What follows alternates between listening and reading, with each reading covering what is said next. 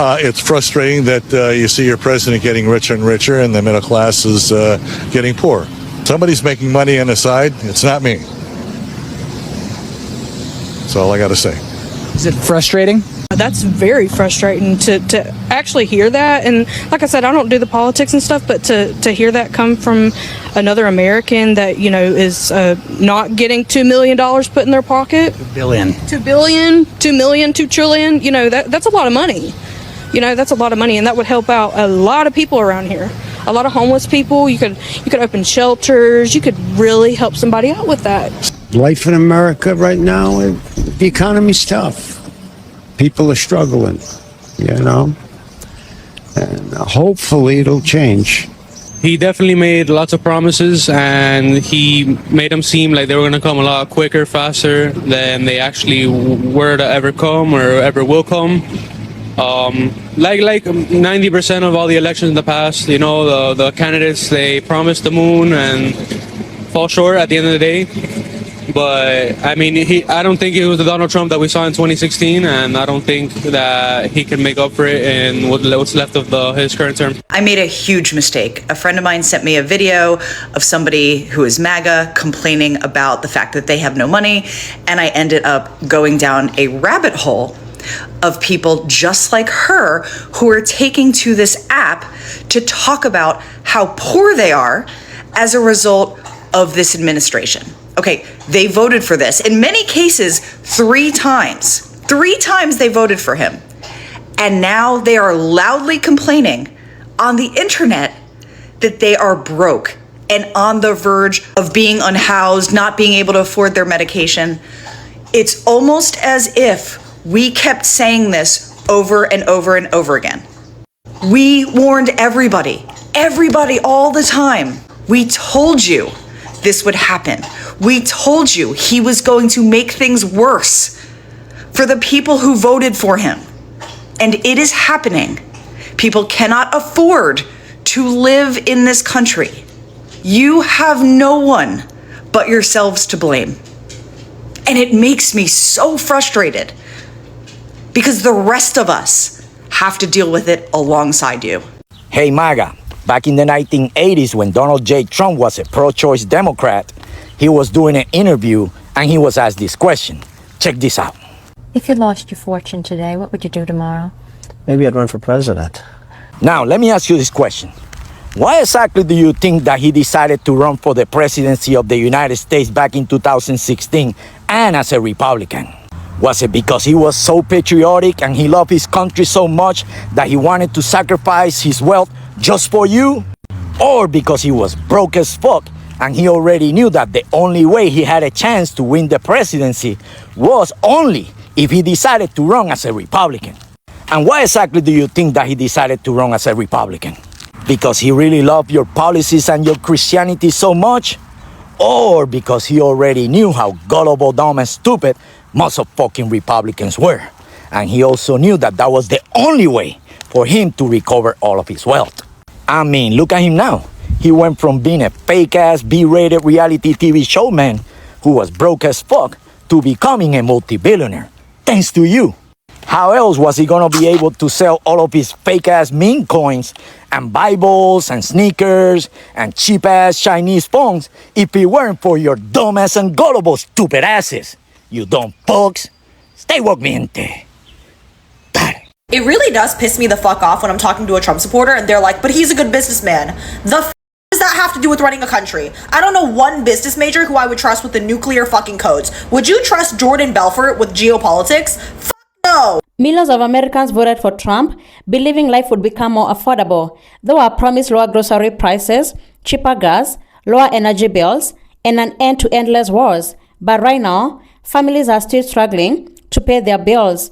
Prices remain high, and many feel that life has become harder than before. This Trump supporter lost $500,000 and all of his savings for retirement on the Donald Trump Truth Social stock, and now his family won't talk to him. I feel like that SpongeBob meme where I can't tell if I should feel bad or just laugh. But what this guy said is, I've been dreading this post for a while now, but I finally must admit that I've lost a substantial portion of my life savings investing in the DJT Donald Trump stock. I was unable to continue this slide and sold the majority of my stake this afternoon at $26.55 per share. This is a disastrous fall, resulting in a loss of nearly $450,000 of my retirement savings. I'm now forced to return to the workforce at age 76. Please, family, learn from my mistake and do not put everything into one stock. I feel like from the moment Donald Trump stepped foot in the White House, we could tell that the people who support him the most will also suffer the most when his scam comes crashing down. Whether they're suffering politically or socially or financially, they take the heat and Donald Trump gets by without a scratch. But this guy also said, to the media hounding me for answers on my DJT investment, I need time to myself. Family won't talk to me, before commenting on the stock. For anyone in the media that would like to discuss my new Kindle book, Biden's Last Shit in the Oval Office, please contact me. All right, so this guy's just an idiot. How dumb do the people on the left think we are? Dumb. So damn dumb. Dumber than dumb people actually think you're dumb. Dumb. So Titanic dumb. Godzilla dumb. Globally dumb. Dumb, and you think the Dewey Decimal System is a weather report. Dumb. We think, it's a fair question, how dumb do we all think you? So massively collectively dumb that adjectives are dumb to describe your dumbness. Just really damn dumb. We just think you're, yeah, that's just, it's a, I can't, yeah, it's a good question. Good question. I hope this helps. Dumb. Our country was dead. Now we are the hottest country anywhere in the world. America is respected like we have never been respected before. We have more money being invested in the United States than at any time in the history of our country. More Americans are working today than ever before. Just a quick reminder to MAGA Republicans, we did not have a bad economy under Joe Biden.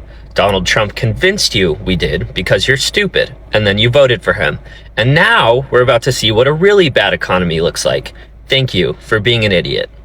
You didn't get a wall. You didn't drain the swamp. You didn't get affordable health care. You didn't eliminate the national debt. You didn't get new infrastructure. You didn't get Hillary Clinton locked up. You didn't get Epstein accountability. You didn't get a $5,000 Doge check. You didn't get a $2,000 stimulus check. You didn't get lower grocery prices. You didn't get help buying a home.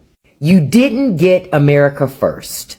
You didn't even get peace. You lost family, friends, and credibility. So what did you gain? My question is, why? Why would you vote for a convicted felon, a 34 charged convicted felon, to represent our country? Why